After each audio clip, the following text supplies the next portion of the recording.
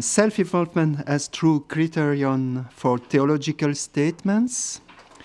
Rethinking theology in religious pluralism requires a new articulation of language and faith experience. The intiolation of belief networks means that theology, unless it remains a theology established by a given institution, can not longer refer to a single historical site of what one is allowed to think.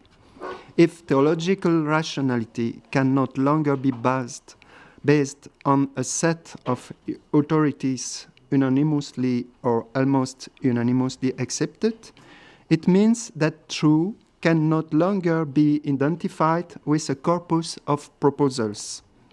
It must move towards a broader reception modality based on a plausible proposals. This plausibility is based on a current fact, the belief of the ones and the other within the same public space.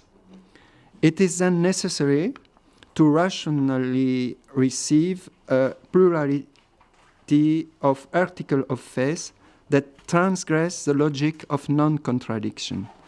By convention, these articles may be received as hypothetical proposals. They are only accredited as true by some of the networks involved. In other words, the transition from possibility to effectiveness for a proposal depends only on the faith of the members of a network. This new theological rationality is therefore not longer based on the scholastic process of the second non. It requires rereading the semantic mode in relation to the pragmatic mode. Statements will be considered constative only if they are performative. That is, if they have an impact on those who adhere to them. This theology highlights the need for practical engagement. Without such self-involvement, the veracity of the theological statements cannot be proved. Nothing more or less is at stake than the very scientificity of theology.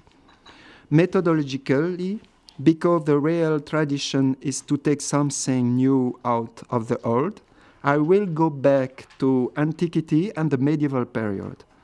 I will identify a specific turn of phrase that can be transposed through a transformation in the current context. From the context of postmodernity or ultramodernity, I will focus on three essential elements for my point: deconstruction, pragmatism, and pluralism. Pragmatism, pluralism. The strategy will be to inhabit this triad and push it to the limit rather than oppose it head-on. Party 1, deconstruction from representation to experience. One of the major problems encountered by contemporary theology is the representativist conception of language. As long as we continue to remain to the dualism between body and mind, stemming from Platonism and taken up, even amplified by Cartesianism, we conceive faith as a mental representation. We think it should correspond to an object that can be described. As a result, we fall into the trap of having to account for invisible and imperceptible objects in the face of empiricists and neo-positivists. They laugh at us because we are unable to show them how these theological objects fit into an experience.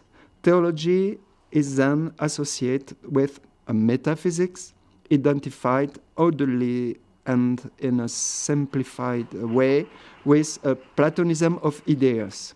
Yet, as soon as metaphysics appeared, Aristotle himself clearly distinguished his theology from Platonic dialectics. In Aristotle, dialectics does not reach the first principle because it is not in a demonstrative or discursive mode, but by an intellectual intuition. I drop the text Aristotle. In French, Jean Tricot translates nous by intuition, and not by entendement, understanding. This should lead to conceive of an extant rationality in Aristotle. The intellect accesses the first principle not by a determinate view of its essence, but by a presence of it through movement. That is, the root cause allows the agent to act, but the agent is itself suffering from its action. The action-passion couple then becomes decisive in theology.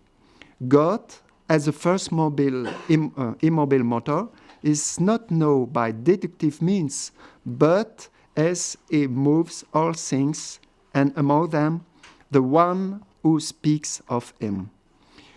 If the theologian speaks of God as if the theologian speaks of God as the first cause, without locating himself as generated by that cause, he contradicts himself. In other words, the root cause is never isolable dialectically or discursively from the being that is causes. The pair formed by being, esse, and the being ens is unbreakable. The unity of essence and existence is known in a chiasmus. Being is only perceptible as existing, but at the same time it is perceptible as not being the cause of itself. As a result, there can be not being without a primal cause. And this cause is God. However, and this is where the experimental path emerges, all the actions of the being are at the same time patience.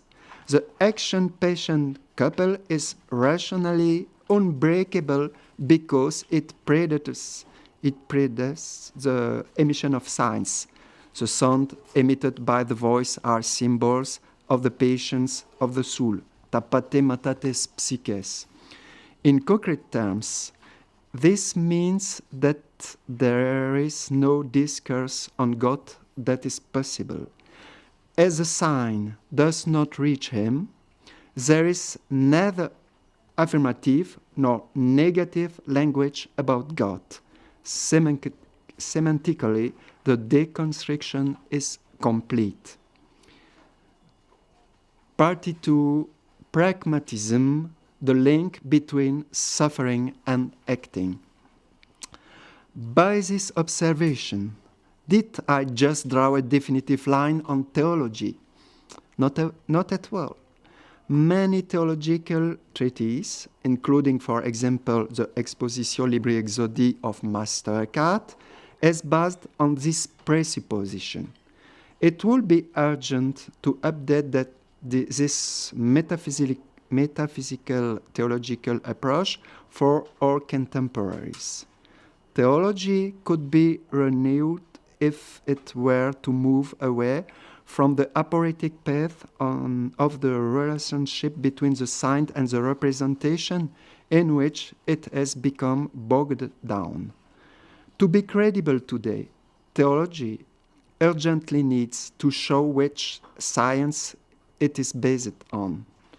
This cannot be done without demonstrating the link between language and experience. I see such as a possibility through American pragmatism,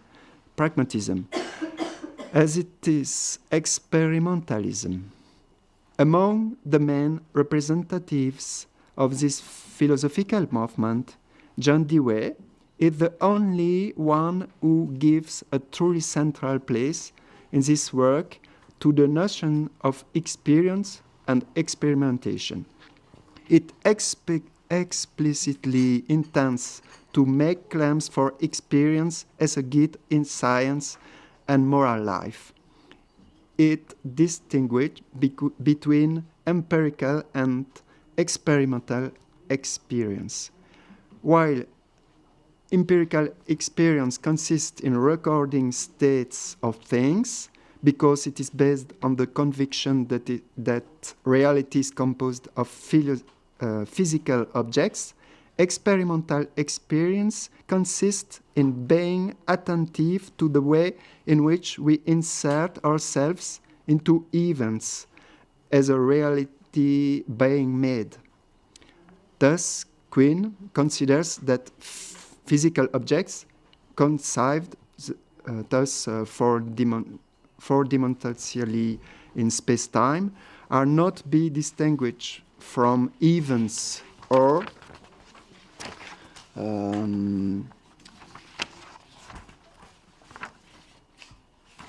yes.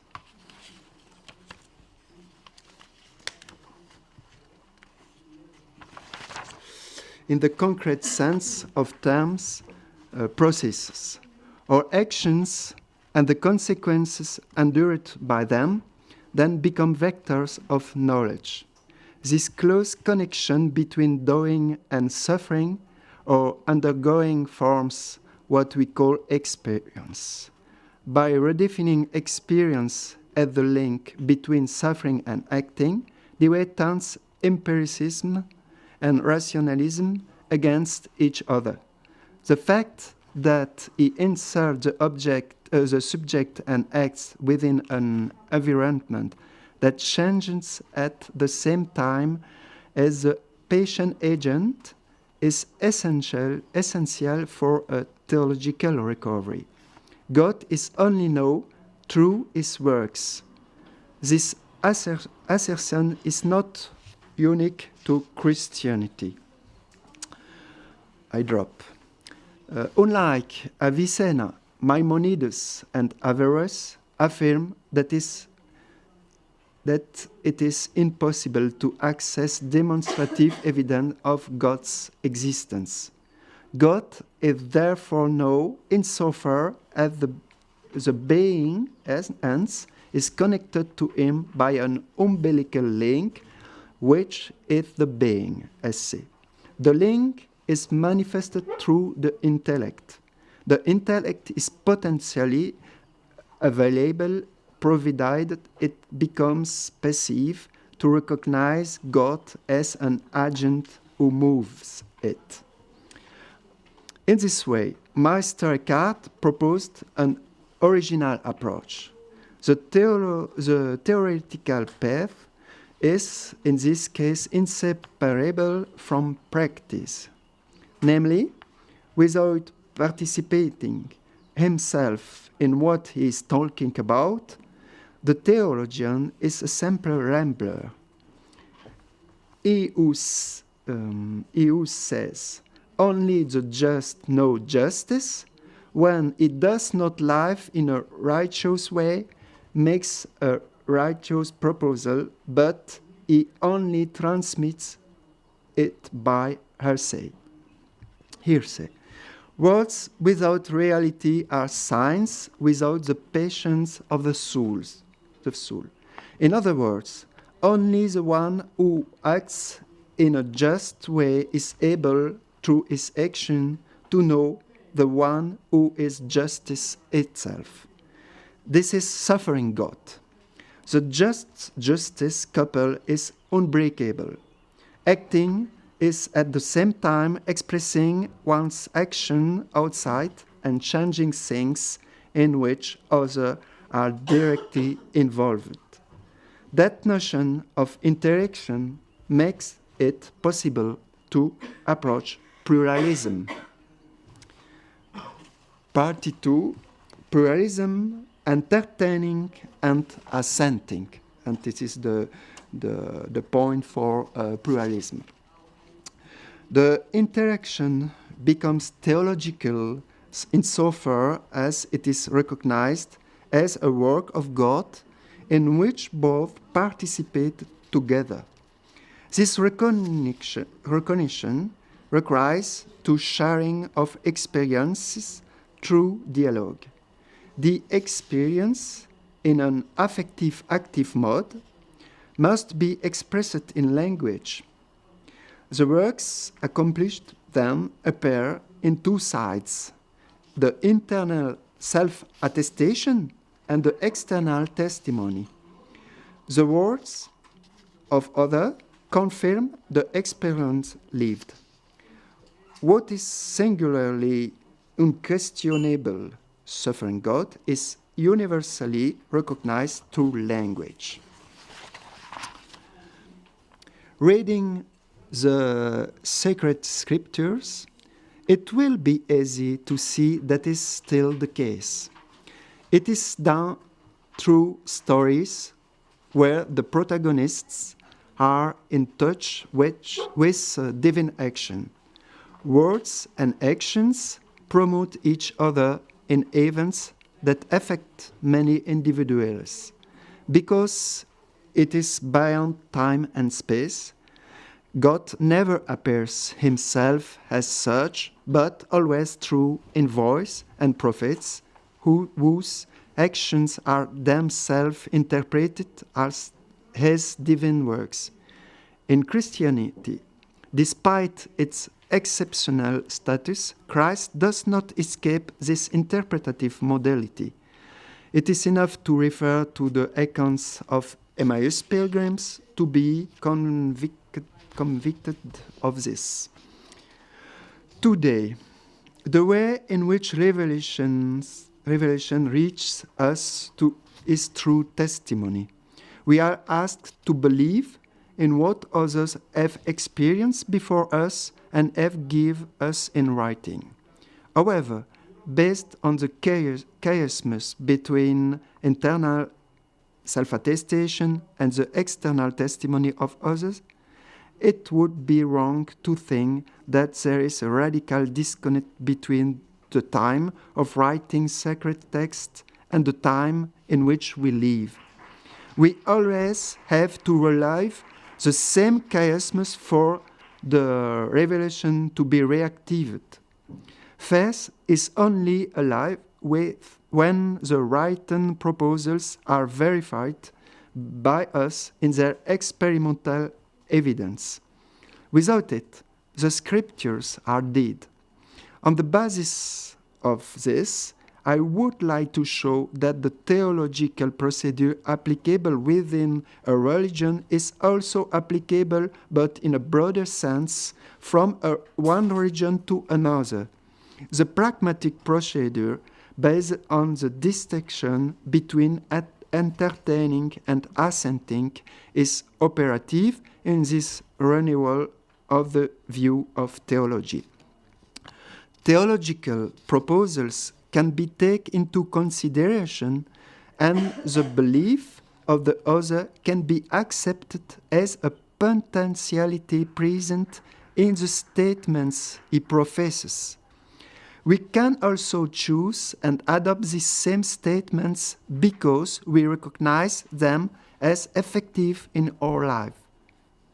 In one case, the proposals are accepted as plausible assumptions, in the other as actual and true proposals.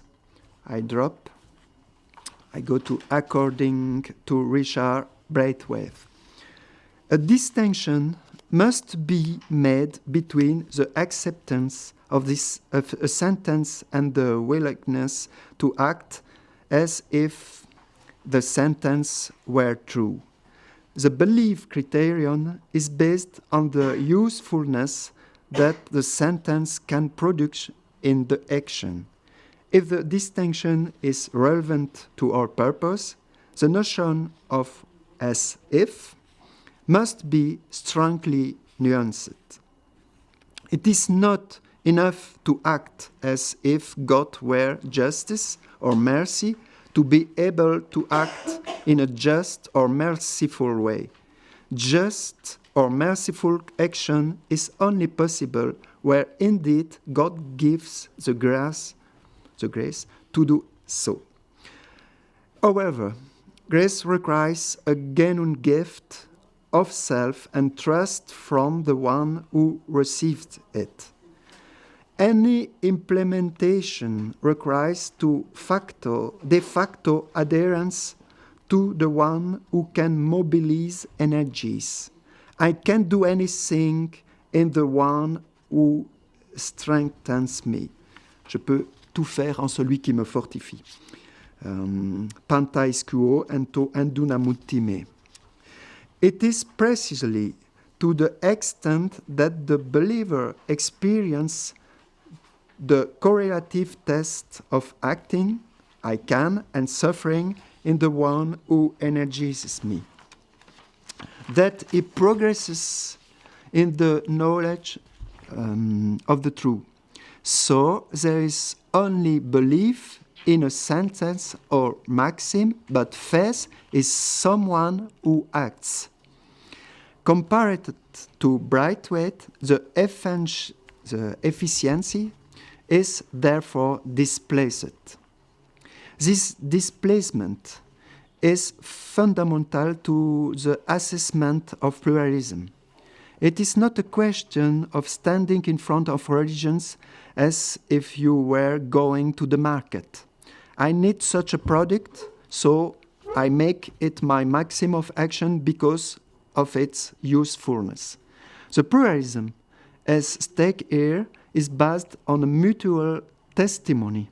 It is not only accepting that others may have a religious experience to which I do not have access, but also that a group of individuals have recognized themselves in an experience that brings them together and connects them. In other words, the acceptance of the proposals of a religious group is also to give them credit that an effective action of God can bring them together. This credit will obviously not be blind. It will be subject to constant review. As an university science, theology is an exercise in rationality that implies a double focus of religion. Namely, as Derrida advocated by maintaining the bipolarity of religere and religare, the religious act consists, on the one hand, in scrutinizing the conscience, in an intimate way, and on the other hand, in placing oneself in the cult of an established religion. What is valid within a religion is valid from one religion to another.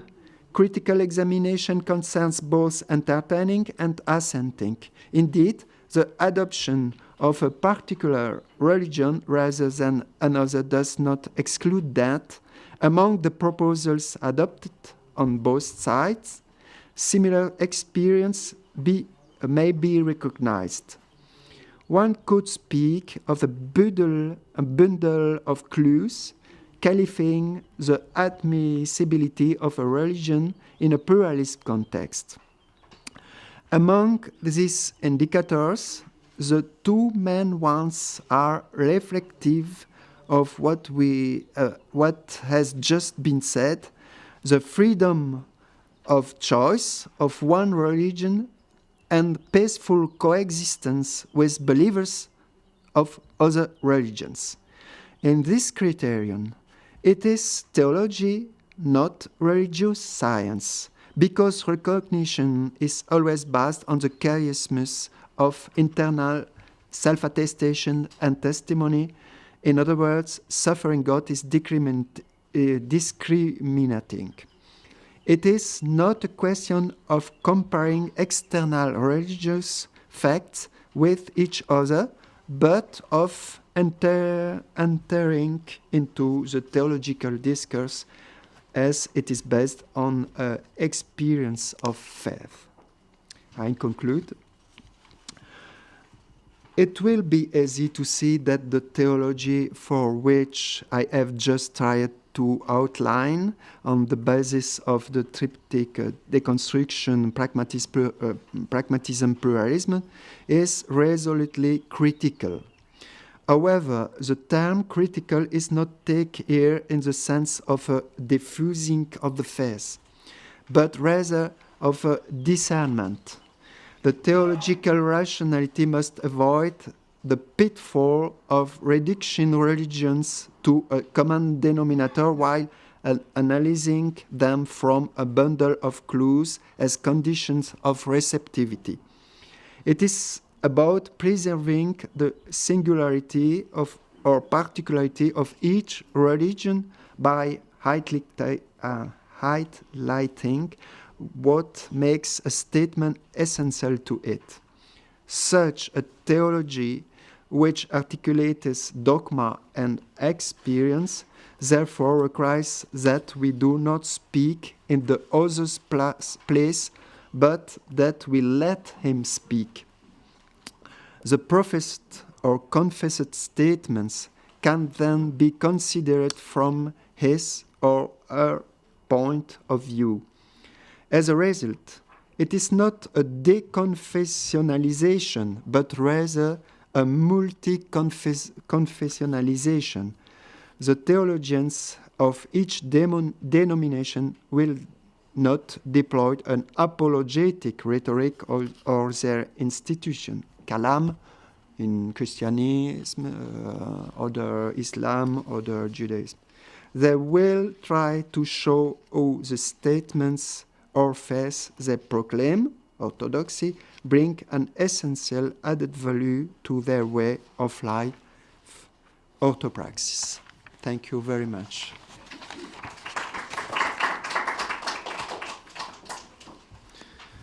Thank you very much. I think we have a few minutes for questions. So, is anybody wanting to ask questions, or maybe I would have one. I think really interesting this approach, especially because nowadays when we try to assess the condition of especially interreligious dialogue, there is a tendency to go to phenomenology as a reference for what we consider as an experience. And if I well understand, Eckhart and the philosophy you referred to is replacing the discernment in the matter, and so that it's not like in phenomenology exactly, it's different. So. Yes, I come from phenomenology. I have read a book über Meister Eckhart in Phenomenologie, Percée de l'ego, break through. I have found in Eckhart another way for pragmatic way. In Meister Eckhart, all the text is philosophical and all the text is theological. It is the ratification, the self-involvement, make the difference. But semantically, his proposal is philosophical and the same. It is. Il n'y a pas.